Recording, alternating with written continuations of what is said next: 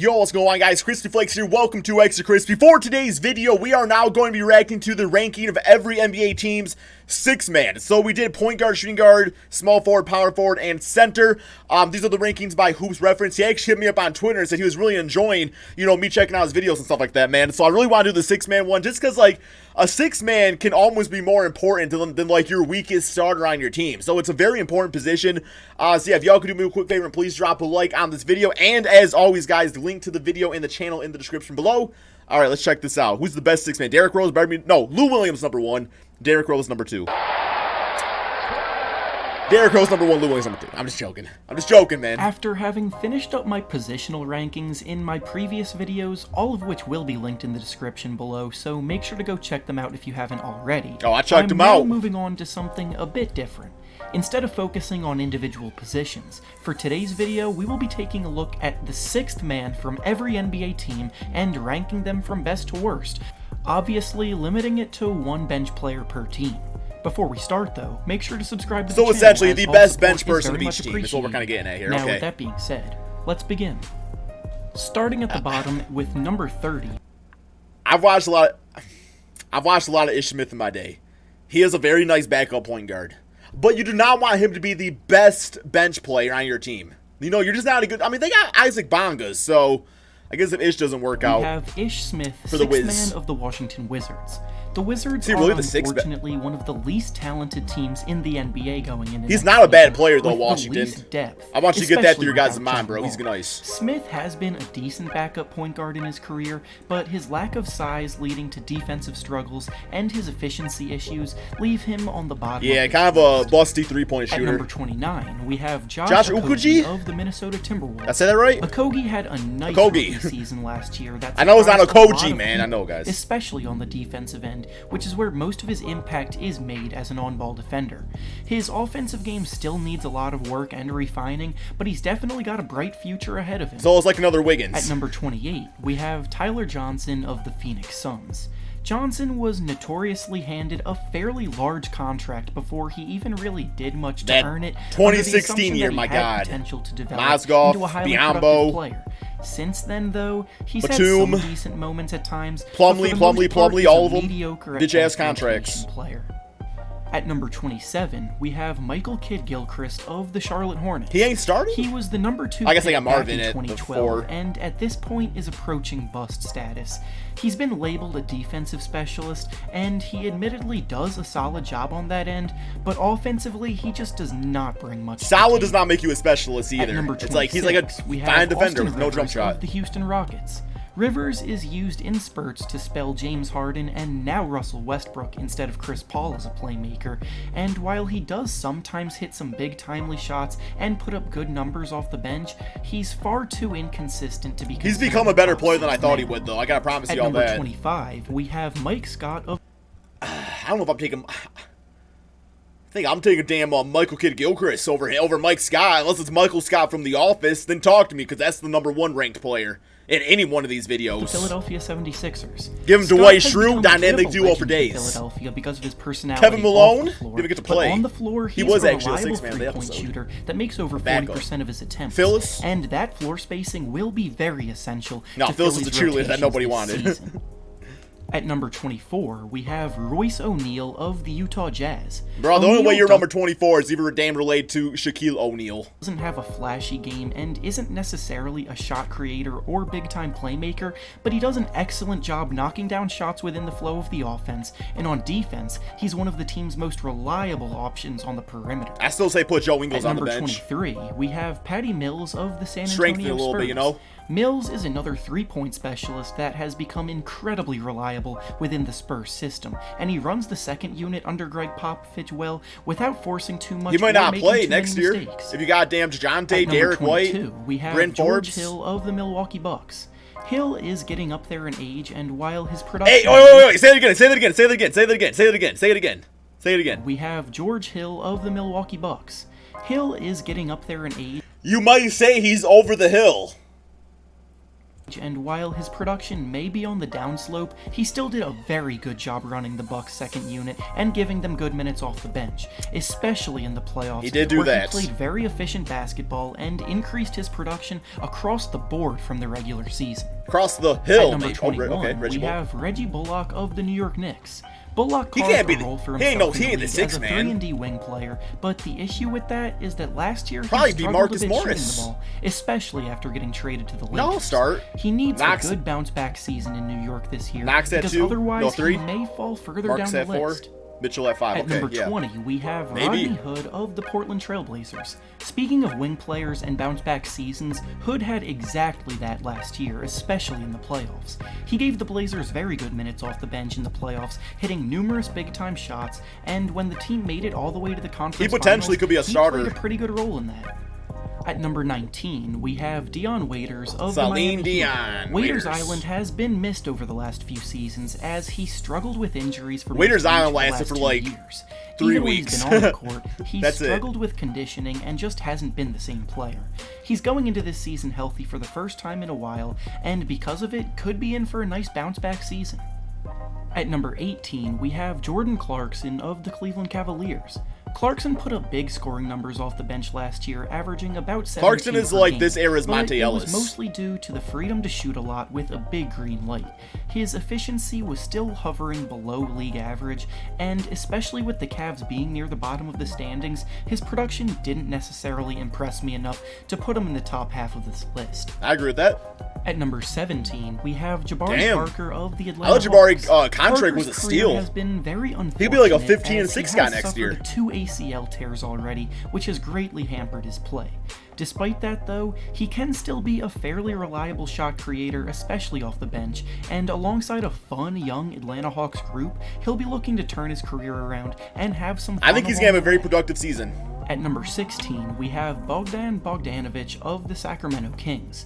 Bogdanovic has had a nice 2 years in the league so far, scoring the ball and showing off a wide array of moves and shot creation. As is the case with most young players, he could improve upon his consistency in order to improve. If Barnes play the 4, you might see him starting at the 3. Gives the Kings a nice punch off the bench. At number 15, we have Tim Hardaway Jr. of the Dallas Mavericks. Hardaway might start this year, but there will be a ton of competition at the other wing spot on the Mavs, and his best role is probably as a bench scoring option. He's definitely not shy when it comes to getting his shots up, and can put up 20 Never points has on been any shy, given has night. he? But his issue comes in the form of inefficiency. Always chuck that ball up, you don't care. Shooting 39% is pretty poor. In a reduced role, that number should increase, and his shot creation would be vital to the Mavs bench. At number 14, we have Willie Cauley-Stein Is he not gonna of start? the Golden State Warriors. With DeMarcus Cousins gone, the Warriors' center rotation will be between Willie and Kevon Looney, and with Looney's success with the team over the last few years and familiarity the team has with his game, That's a good point. Willie will likely come off the bench. He's improved a ton as an offensive player, he might become a 3-point popper, and developing some nice moves down low to create looks for himself. And with the Warriors' bench being somewhat depleted compared to years past, that will be very important. At number 13, we have Dennis Schroeder of the Oklahoma City Thunder. Schroeder, before the season, was one of the favorites to win the 6th Man of the Year award last year, but he really didn't live up to the hype. He did put up decent numbers on the year, but his shot selection was questionable, and he didn't make as big of an him and impact Westbrook, as a that was such an playmaker awkward as many fit. Like, thought it made no would. sense to me, that fit. At number 12, we have Damn, JJ at Redick 12, of the New okay. Orleans Pelicans. Redick is... I could have put JJ like in top 5, man. Like, he was an 18-point per game. I mean, that was the start. He was an 18-point per game scorer. So I imagine he'll probably drop about 11 a game this season. Getting up there in age, but he's still one of the best shooters in the whole league. Damn straight. He's at his best running around screens and works really well. Haven't seen Derrick Rose listed yet, though. though, so that's good. When his shot isn't falling, he fails to impact the game very much anywhere else. At number 11, we have Andre Iguodala of the Memphis Grizzlies. Iggy has been a phenomenal. I think he's gonna have a big fall off season. But he too is getting up there in age and is on the decline. I'd probably he also might not be on the Grizzlies for long. I would take Jabari Parker over him at this point. But if he does stay, he is still very capable of playing solid two-way play for a team.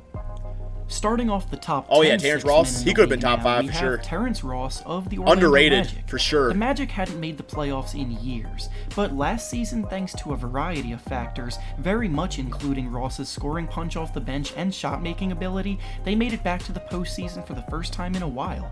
His 15 points per game and reliable perimeter shooting put him in the upper echelon of sixth man. Damn, that was At a number fancy 9 word. Echelon. That was nice. Jerami Grant at 9. We have Jerami Grant. I'll take of Terrence the Ross Denver over Nuggets. Jerami. Grant had a massive breakout season. Although he last was year, nice for showing OKC. off a very good all-around game, especially on the defensive He'll end. be great for he can guard Denver multiple Nuggets. positions, is an excellent athlete that excels in transition, and his three-point shot has come a long way from where it was when he first came into the league, and will be a very valuable addition to the Nuggets team that was already pretty deep last year. At number 8, Too we low. have Derrick. So you got him too low, man. Who's reference? You got D Rose too. I mean, this was a man that. I'm just kind of lowballing right here. What did he average? Like 27 and 11 last year off the bench, something like that, give or take a few points. Yeah, he's top 2. Rose of the Detroit Pistons. As we all know at this point, Rose has been through a lot over the Definitely years a as top player, 2. but last year he showed very positive signs, being able to turn his misfortune around and make a positive impact on the floor. He did what Melo His couldn't ability do. to beat players off the dribble and finish at Settle the for a rim lesser is back role. to being deadly, and for a Pistons team that lacks shot creation, he's going to have a major role on the team. At number 7, we have Thaddeus Young at of 7, the okay. Chicago Bulls. On a Bulls team filled with young, inexperienced talent, Young will be a much-needed veteran presence that does a lot of the little things teams need. He will be players good to for do. that team. As both a locker room presence and Interesting a player, signing, though. He'll be great for the growth of the Bulls players around him. At number 6, we Dinwiddie? have Spencer Dinwiddie. Dinwiddie of the Brooklyn Nets. I know it ain't To put Dinwiddie. it simply, Dinwiddie is a big-time shot maker that you can just give the ball and get out of his way. The Nets made some big splashes this summer, adding Kyrie Irving and Kevin Durant, and while those two will be running the Wish show he was most still of in the time Detroit when with Chris Durant's Middleton. healthy, Dinwiddie will be holding down the second unit and doing a damn good job doing so.